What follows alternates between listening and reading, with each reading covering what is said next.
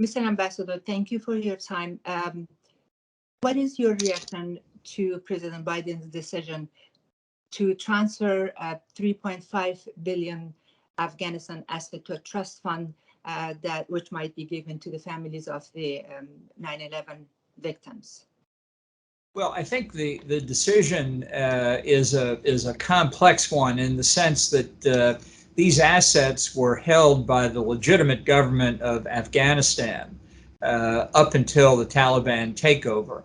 And in the normal course of events, I think that they could have been used by the legitimate government for normal governmental purposes. Obviously, with the Taliban takeover, it's a very different circumstance. And I think what Biden did was take the $7 billion and divide it in half and allow $3.5 billion to be used for humanitarian purposes, which is also very difficult, so that it doesn't fall into Taliban hands and is misused, but also allocate the remainder to victims of 9/11. And I know this has caused concern in Afghanistan, given the humanitarian situation. I think, though, that this is something that has very widespread support on a bipartisan basis in the United States, because the families of the victims of 9/11 have been trying to get compensation, obviously, for many years. If the happy day emerged when the Taliban were no longer in charge in Afghanistan, I don't have any doubt there would be extraordinary support in the United States to provide foreign assistance in almost any amount that would be necessary to get things back to normal. So I don't think people should take this decision as somehow being directed against the Afghan people. I think it's directed against Taliban to make sure the money doesn't fall into their hands. But, Mr. Ambassador, that money is neither Taliban's nor Al-Qaeda. That money belongs to the people of Afghanistan. Needless to say, not even one Afghan citizen was involved in the 9/11 attacks. Why should the people of Afghanistan pay for those attacks? Well, as I say, it's because of the circumstance that Taliban is now in control in Kabul. But I do think if that were reversed, that the other funds would be forthcoming. I'd simply say this was a political decision by the Biden administration, and it's very popular. Mr. Ambassador, how do you see the next 6 months relations between Taliban and the United States? Do you think the United States will recognize Taliban in the next 6 or 12 months?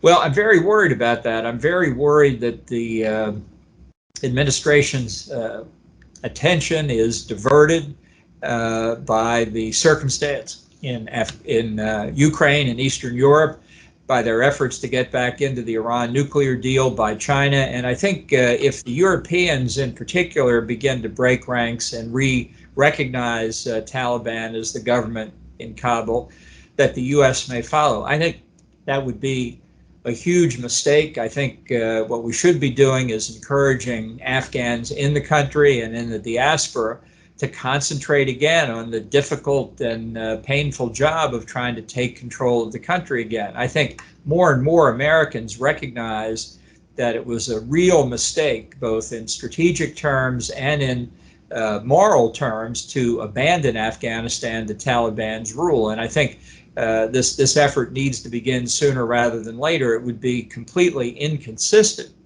with the objective of returning the government to the Afghan people to recognize the Taliban government. But I think the pressure on the administration coming from Europeans is what I would worry about. Or they're killing former government and military personnel, continues the killing of those people. Women activists are detained, and human rights and women's rights are violated. According to UN report, Taliban continues with their relation with Al-Qaeda. So with all these, do you think engagement with the Taliban will be productive at all? No, I don't think engaging with them will ever change Taliban. You know, the argument for the negotiations that the Trump administration conducted were based on the fallacy that over the years Taliban had moderated.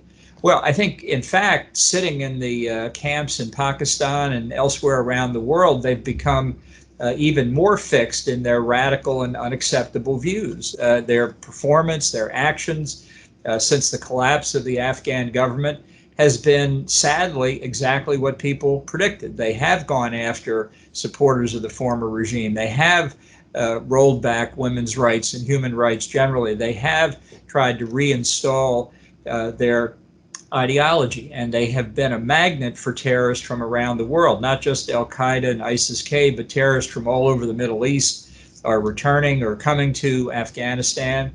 The Biden administration itself has testified that the potential threat of a terrorist attack on the United States coming from Afghanistan is very, very near. Some months ago, it was predicted as early as 6 months from then. It could be by the summertime. So that everything that was predicted, everything people feared about a Taliban taking over in Afghanistan again is coming true. Talking with the Taliban isn't going to change their minds. They don't see negotiation as trying to come to a mutually agreeable solution to a problem both sides adhere to. They see it as part of a power struggle.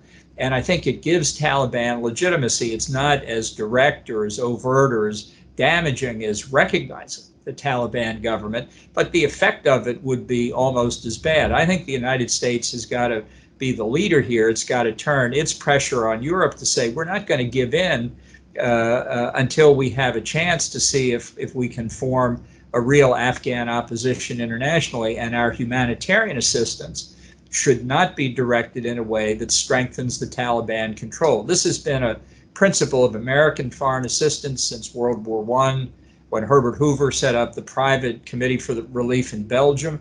It's something we've always felt strongly about. The Europeans don't have that tradition, but it is an American tradition, and we need to insist on it.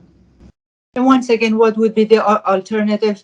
How do the international community can encourage Taliban to respect human rights, women's rights, and form an inclusive government? Well, I think you've got to put the pressure on them. I mean, I don't think Taliban, the top leadership, is going to change. I think there may be elements in Taliban that would like to break away. We thought that before, but they never did. I just don't think the people of Afghanistan have any tolerance for this government. And I think ways have to be found so that it can be made clear that this is not a long-term proposition. We're not in for another 20 years of Taliban rule. We're not going to accept that. And I think providing support and assistance to legitimate opposition figures inside the country, outside the country, that's where our efforts should be focused. Mr. Ambassador, Taliban are holding now 2 American citizens, including Mark Frericks, and some Britain citizens. In your perspective, why the Taliban have held these people? Are they after getting any concessions or prisoner exchange? Well, I think they're being used as bargaining chips. I don't think there's any question about that. We really don't know how many American or UK citizens or other Western citizens are still in country, and those people remain in jeopardy as well.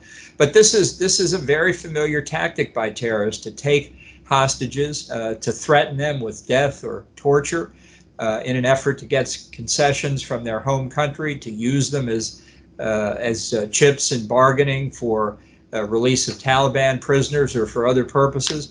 So it's a very sad reality, and but it's important to understand this is a revelation of how Taliban operates. They do traffic in human hostages, and it reveals what their real character is. There are concerns that the U.S. and NATO weapon now in the hand of Taliban might fall in the wrong hands. They might fall in the hands of Al Qaeda or ISIS. What's your take on that? Well, I'm very worried that the substantial amounts of resources that were left in the possession of the Afghan army, the ANA, obviously have been taken over by Taliban and could well be distributed to to other terrorist groups, whether ISIS-K or Al-Qaeda or others. We've been assured by the Pentagon that any sophisticated weapons were disabled or destroyed before they left. I certainly hope that's true, but the Afghan National Army had gotten an awful lot of assistance from the West, from NATO, from the United States. So it's sad to say that all of that in the hands of terrorists can be felt somewhere, perhaps in the region, perhaps elsewhere around the world. It remains a very big danger, and I think it ought to be an American priority to do what we can to destroy those weapons if there's a way to do it that doesn't endanger Afghan civilians.